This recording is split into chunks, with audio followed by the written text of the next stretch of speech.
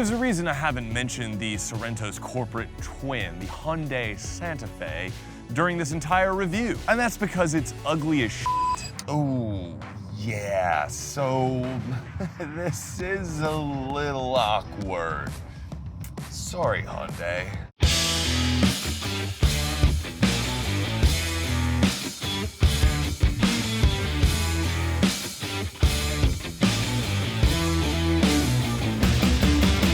Welcome back to the channel. We are behind the wheel of the 2021 Hyundai Santa Fe.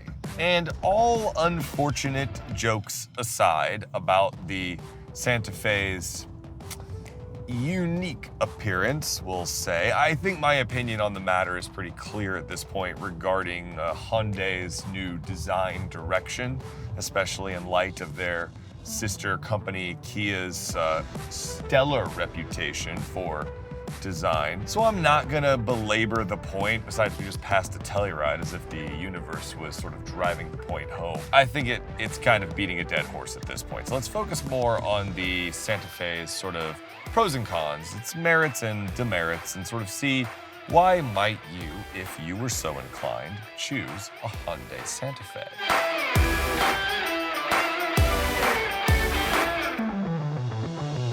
So first off, the way this thing drives, ironically as I sit in front of a red light, the Santa Fe is like fine. It's fine, it's totally fine. We're all fine here. In pretty much every way. The steering feels decent.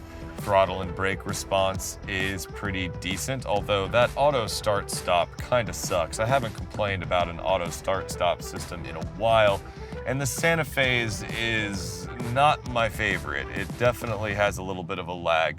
Also, this has an 8-speed automatic transmission. So if you don't know, we're in the SEL trim, which is kind of like not the base model, but just a step above the base model. And this particular SEL trim doesn't really have any options aside from H-Track 4-wheel drive, which on this gorgeous September day here in Atlanta is pretty much irrelevant. So the 2.5 liter naturally aspirated 4-cylinder, which is making, I think it's 191 horsepower, 181 pound-feet of torque, is mated to this 8-speed automatic transmission, which is generally invisible most of the time, except when it decides that it doesn't really want to give you a downshift, pulling away from sort of a moderate speed start. And that's a little frustrating because 181 pound-feet of torque is not a lot of torque in a mid-size SUV. So it every once in a while makes its presence known in an unpleasant kind of way. It's definitely not bad, and it's definitely not, worse than other examples of this transmission. It's definitely not worse than Hyundai and Kia's own 8-speed dual clutch that they developed for some unknown reason for this car and the new Kia Sorento, which I said almost the exact same thing. The dual clutch generally behaves itself well, except when it makes its presence known with a few odd quirks. You can check out the Sorento review if you want to hear more about that. Now, as I turn onto the handling road here, one advantage I will say of having a smallish engine that is barely adequate to motivate the vehicle is that the fuel economy is not bad. I was in the low 20s, which is pretty good because I do a lot of stop and go driving and I work close to home, so I never really get on the highway. Now, here on the handling road, going over this first kind of rough patch, the Santa Fe, it does okay. It's on the softer side. It maintains body control. As you probably can imagine, it's very similar to the Sorento in the sense that it is soft. I do feel like this maybe leans a little bit more than the Sorento going around that first sort of sharp turn, but it's generally pleasant to be in. It doesn't cross the line into wallowing. It never quite settles down. You get a little more road texture through the chassis than I would expect from something riding on fairly thick sidewall tires and 18-inch wheels. I noticed that the Sorento had that, but it had 20-inch wheels. Now, how it handles the big bump coming up is mostly the same. Here it is. Not bad. There's a little bit of a secondary kind of motion taking place there. I like to see on a little bit more refined handling cars and SUVs, it will absorb it and then the body will settle right back down again. I noticed on this and the Sorento, there's just a little bit more motion in the chassis, but it is soft and comfortable. It's not sort of unpleasant in any way. Now, one thing the Santa Fe has going for it in this sort of base spec trim is that there's a lot of standard safety features. A lot of the mainstream automakers are doing this, and there's a Lamborghini, okay, Lamborghini Huracan just passing by in my neighborhood. Clearly someone doing better than me. But for a relatively base model, this thing has a lot of your sort of standard safety features you'd expect, but it also throws in blind spot monitoring and rear cross traffic alert, front collision alert. Some of these things are optional in some of the other mainstream brands. And so I appreciate that for a relatively affordable starting price. This thing starts at around $29 before destination and all that jazz. And I think as equipped, pretty sure this one's ringing in at about 30 grand and change. So I like that Hyundai is throwing in a good amount of safety value for what is sort of minimally optioned car. Another thing that I like in Hyundai and Kia's base models is their sort of basic infotainment system is very nice to use, very nice to look at, very straightforward.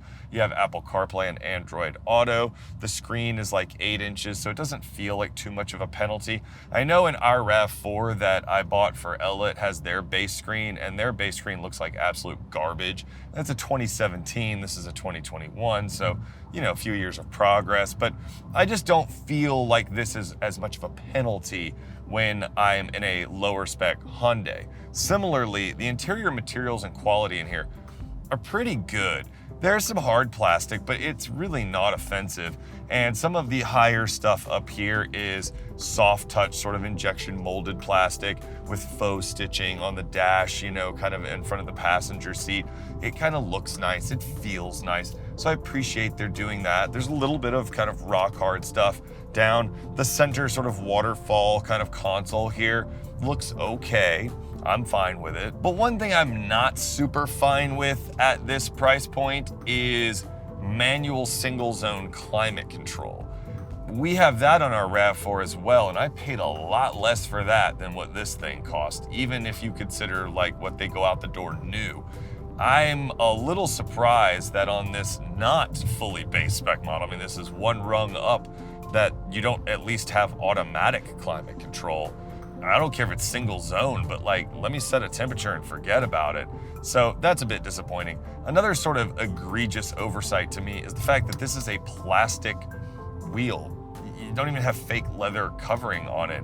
Again, that seems odd considering Hyundai and Kia built their reputation on under-promising and over-delivering. Here, I feel like you're just sort of delivering and maybe a little under-delivering on some of these things, and that doesn't strike me as a very Hyundai sort of view. Forgive me, I waver between Hyundai and Hyundai sometimes. It's because I'm stupid. But the driving position is good. I've got plenty of space. I have a decent amount of space behind me. It's a little tight like the Sorento, but I can fit there. So that is impressive because I'm very tall. So the Santa Fe has space going for it. In fact, interior space for passengers is pretty good.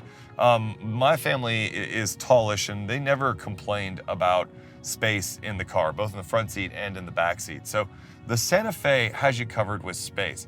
But here's the thing, surprisingly, I thought that one of the things that held the Sorento back was its third row, and that if you took the third row out of the Sorento, it would have even more cargo space and it would be like just undeniably awesomely useful. This Santa Fe does not have a third row and it has less cargo space than the Sorento. Now, it does have some underfloor storage, but I think what's happening here is that Hyundai is holding back a little bit for the inevitable hybrid powertrains and stuff like that. So they're sort of like maintaining some space to fill with batteries and hybrid components and electric motors and all those kind of things that overcomplicate. And I'm okay with that. That makes sense to me. That's an engineering decision. Smarter people than me made that decision. But at the same time, this is supposed to be the bigger SUV, but the new Hyundai Tucson has more cubic feet of space behind the second row and almost as much passenger volume. It's like 1 cubic foot difference. and it starts at 26 and change. That doesn't make sense. So I kind of wonder, why would you choose this particular vehicle? And so, as I like to say at the end of my reviews, should you buy a Hyundai Santa Fe?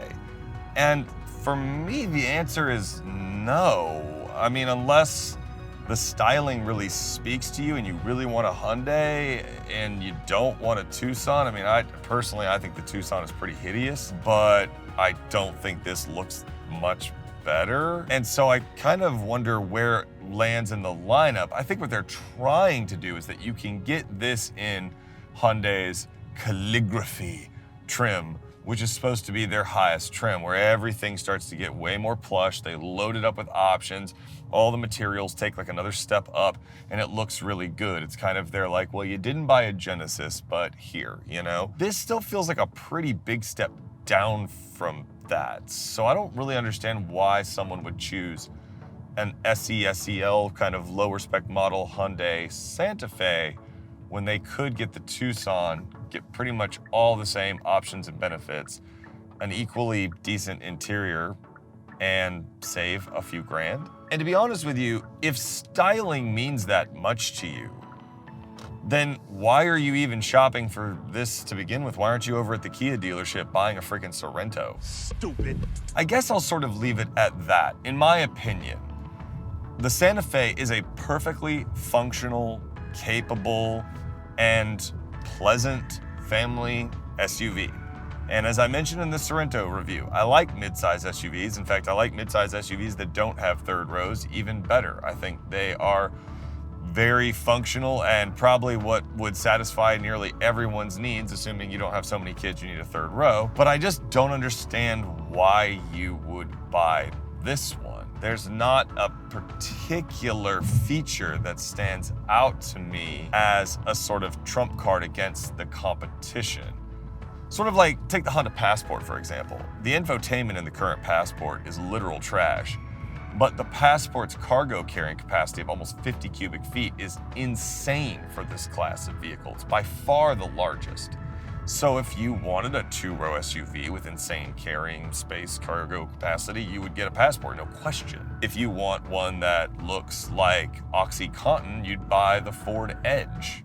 What? If you want the best one, you'd buy the Kia Sorento. So where does that leave the Santa Fe? I couldn't tell you.